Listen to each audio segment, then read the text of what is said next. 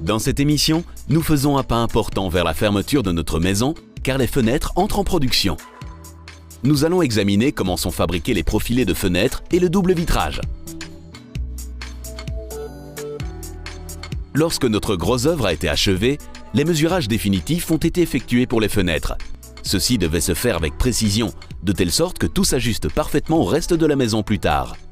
L'information collectée a été numérisée et intégrée dans les plans. Ceux-ci ont encore été peaufinés par la suite par le fabricant de fenêtres et l'architecte, si bien que nous obtenons maintenant les dessins détaillés finaux. Le processus de production pour aboutir à des fenêtres entièrement finies comprend plusieurs étapes. Vous commencez donc par les mesurages et la finalisation des détails. Si ceci est en ordre, les éléments peuvent être réalisés, à savoir les profilés de fenêtres et le verre. Pour terminer, les profilés sont retravaillés en un cadre de fenêtre sur mesure pour la maison, puis tout peut être installé sur place. Tout d'abord, commençons par le vitrage. Avant toute chose, il est essentiel de déterminer quel type de vitrage vous souhaitez pour les fenêtres de votre habitation et pour quelles orientations. Des outils et des simulateurs sont disponibles en ligne afin de choisir le vitrage adéquat en fonction des performances recherchées, de la valeur d'isolation, de l'esthétique. L'utilisateur doit s'enregistrer sur cet outil en ligne. Ensuite, il a une série d'environnements, un environnement extérieur ou un environnement intérieur, et il reçoit une liste de produits proposés pour avoir le vitrage le plus adéquat pour son habitation. À l'aide de cet outil, vous pouvez déjà vous faire une première idée de l'aspect qu'auront les vitrages. Cependant, le choix du vitrage ne se réduit pas seulement à l'esthétique intérieure ou extérieure. Le rôle du vitrage est souvent sous-estimé, cependant il représente 80% de la surface totale d'une fenêtre. Alors il est responsable du confort des habitants, et ce sur plusieurs plans. Il protège du froid, il évite un ensoleillement excessif grâce aux couches à contrôle solaire. Il peut aussi apporter énormément de lumière et de confort visuel aux habitants. Et enfin, dernier aspect qui n'est pas un luxe, c'est le confort acoustique. En effet, la valeur d'isolation, le facteur d'énergie solaire ou encore la quantité de lumière transmise sont déterminants pour choisir le vitrage idéal. Pour une nouvelle construction ou une rénovation totale, le choix de la performance du vitrage est déterminé par l'architecte conformément à la réglementation PEB, donc la performance énergétique des bâtiments. En Belgique, la PEB impose que le coefficient d'isolation du vitrage doit être inférieur ou égal à 1,1. Aussi, la notion de surchauffe dans le bâtiment est également prise en compte pour ce calcul de PEB. Lorsque nous parlons de vitrage, nous envisageons forcément du double ou du triple vitrage isolant. Un vitrage isolant est obtenu avec la recette suivante. Prenez deux verres, dont au moins un est pourvu d'une couche isolante, assemblez-les et remplissez la cavité entre les deux verres de gaz isolant. Le tout avec du savoir-faire. Alors comment fabrique-t-on un double vitrage? On assemble deux feuilles de verre au moyen d'un intercalaire. L'intercalaire peut être en matériau composite pour une meilleure isolation globale de la fenêtre ou métallique. Lors de la fabrication, on dépose sur une des deux feuilles de verre une fine couche d'oxyde métallique quasiment transparente qui a pour objectif de garder la chaleur à l'intérieur et de réfléchir les rayons du soleil pour éviter l'échauffement dans les pièces. Un vitrage peut aussi être constitué de verres feuilletés. Les verres sont assemblés les uns aux autres au moyen d'un ou de plusieurs films plastiques transparents. Ce film accroît la sécurité et évite que le verre ne tombe en morceaux en cas de cassure. Les verres feuilletés dans les vitrages confèrent à ceux-ci une fonction de sécurité ou une fonction acoustique. En plus du gaz isolant, tous les vitrages actuels sont pourvus de couches isolantes qui sont présentes sur une ou plusieurs faces du vitrage. On parle alors de vitrage à haut rendement. Ces couches peuvent remplir plusieurs fonctions. Isolation contre le froid ou protection contre un rayonnement excessif du soleil. Le choix n'est pas évident. Aussi, il vaut mieux se faire conseiller par un spécialiste. Quel vitrage avons-nous proposé dans le cas du projet? C'est un vitrage qui est polyvalent, qui a une double fonction à la fois d'isolation thermique et de protection solaire. Alors pour maximiser l'apport et le confort, l'apport de lumière et le confort lumineux, on a proposé des verres extra clairs. Et ensuite, pour des raisons de sécurité, comme le verre arrive jusqu'au sol, pour éviter tout risque en cas de chute, nous avons aussi proposé des verres feuilletés de sécurité dans le vitrage. Pour obtenir ce type de vitrage, qui est composé d'un verre extérieur feuilleté avec une couche isolante et un verre intérieur, commençons bien entendu par le début, la fabrication du verre de base. Le verre de base est obtenu via le procédé float. Un mélange de matières premières est chargé en continu dans un four de fusion. Une fois le verre totalement refroidi, le plateau de verre est transporté dans des camions adaptés vers l'usine où le vitrage sera assemblé. Dans ces camions spéciaux, le chevalet sur lequel est posé le verre remplit la fonction de châssis du camion.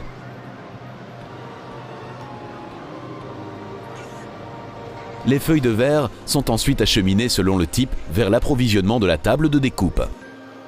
Lorsque la commande est introduite dans le système, la production proprement dite peut débuter. Le type de verre requis est d'abord sélectionné dans le stock et ensuite acheminé vers le centre de découpe. Là, les plateaux de verre sont découpés mécaniquement. Pour le verre simple, la face supérieure du plateau est rayée par la molette diamantée, puis les coupes sont rompues par le coupeur.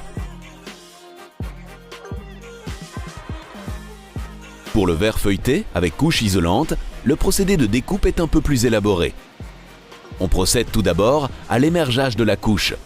Ceci signifie qu'une partie de la couche isolante est enlevée à l'endroit où le joint de scellement sera appliqué. Ensuite, les deux faces du plateau de verre sont rayées simultanément. Les coupes sont ensuite rompues, le film plastique est chauffé, puis coupé afin de pouvoir séparer les verres. Pour des verres de plus petite taille, la découpe se réalise manuellement. Après le centre de découpe, le verre rejoint le système de navette. Là, le verre découpé est chargé sur le chariot navette via un convoyeur à bande. Celui-ci trie le verre par rayonnage.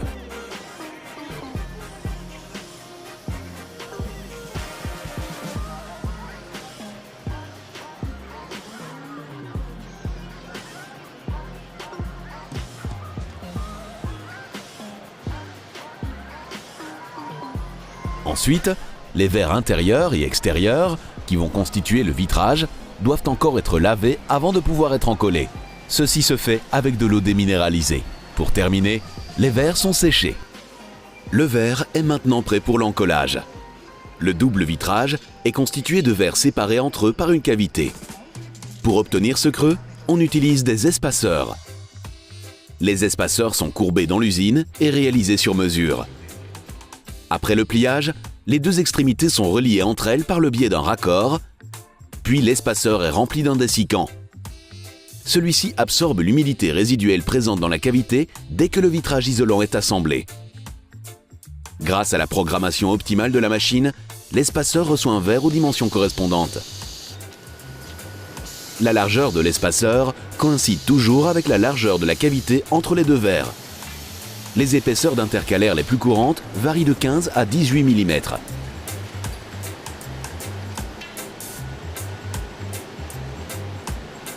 Un joint de butyl est ensuite appliqué des deux côtés de l'intercalaire. Cette colle caoutchouteuse fait coller le cadre au verre et assure l'étanchéité à l'air. Un opérateur place ensuite l'intercalaire à la main sur le premier verre et y appose une étiquette reprenant les informations de la commande.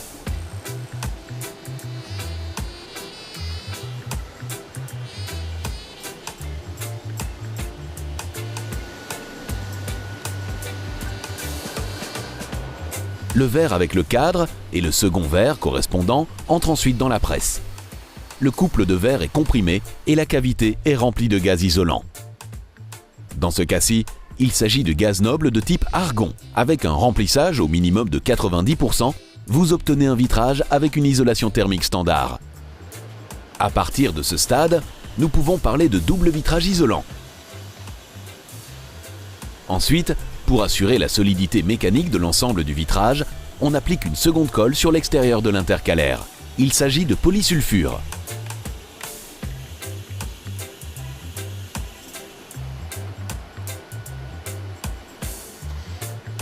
Pour terminer, le vitrage isolant est encore pourvu d'un autocollant qui indique le côté intérieur et extérieur du vitrage. Les placeurs savent ainsi comment orienter le vitrage dans le châssis. Lorsque tous les vitrages d'une commande sont fabriqués, ils sont rassemblés et chargés par chevalet pour être acheminés à destination. Nous avons déjà à disposition un grand élément de notre ensemble de fenêtres. Mais nous avons encore besoin de profilés de fenêtres dans lesquels nous pouvons fixer le verre. La maison en autoconstruction compte de très grandes parties vitrées. C'est pourquoi nous décidons de faire réaliser des cadres de fenêtres en aluminium. Ce matériau est facile à entretenir, ce qui est un argument important dans notre choix. De cette manière, nous sommes assurés d'un encadrement solide et durable pour notre verre. Mais de tels profilés en aluminium doivent naturellement encore être travaillés pour servir de cadre de fenêtre. Les exemplaires bruts livrés doivent dès lors encore subir certaines étapes. Ici, tout commence. Les profilés arrivent en brut et sont contrôlés sur la qualité et le nombre d'articles arrivés. Les profilés sont triés par type et reçoivent un code QR. Ainsi, tout peut être stocké au bon endroit. De cette manière, les magasiniers peuvent aisément retrouver les bons profilés et le travail est ordonné.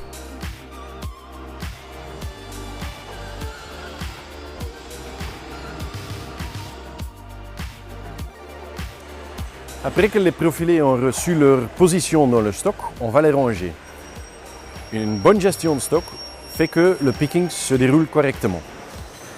Lorsque nous plaçons notre première commande pour la maison en autoconstruction, les pièces nécessaires sont retirées du stock. Pour travailler les profilés en aluminium brut, on travaille de façon structurée. Un chargeur à prise latérale saisit le colis prévu dans les rayonnages pour l'amener ensuite vers le picking. Ici, on fait le picking des profilés. Ça veut dire qu'on va trier les profilés par couleur pour optimiser la planification de la chaîne de laquage. Dans notre cas, nous choisissons la couleur RAL 9005. Ce noir fait en sorte que les fenêtres correspondront parfaitement à nos profilés Z en acier. Ainsi, l'ensemble de fenêtres est en phase avec le style général que nous voulons obtenir. En guise de finition, nous optons pour un aspect mat.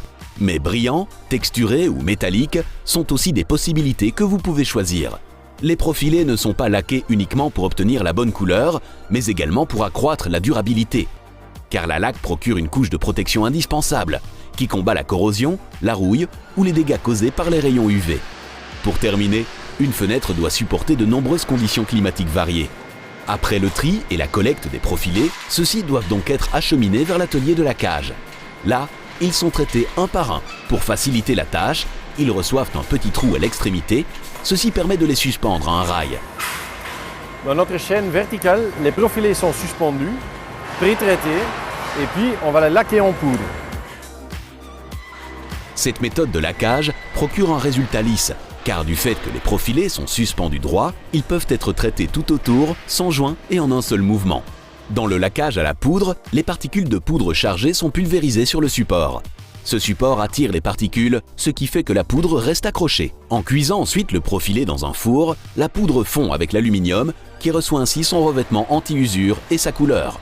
Et quand les profilés sont suffisamment refroidis, la laque est d'emblée sèche. Après ce laquage, les profilés sont retirés prudemment du rail et contrôlés. S'il subsiste des imperfections, le processus doit être répété. Lorsque la couche de peinture est en ordre, la dernière phase du processus peut se dérouler, le remplissage.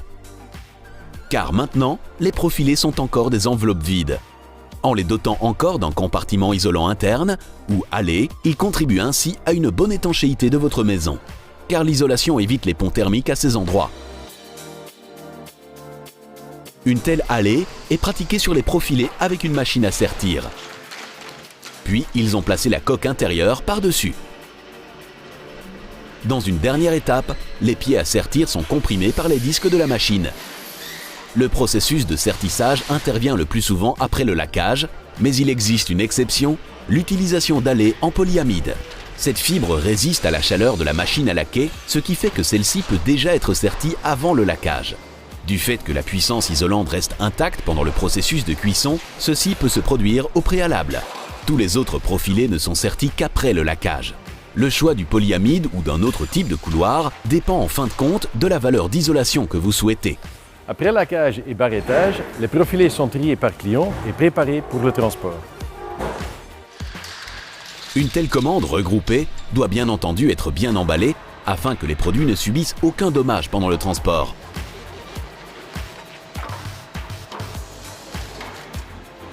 Les profilés laqués partent en direction du fabricant de fenêtres qui les réalise sur mesure pour notre maison.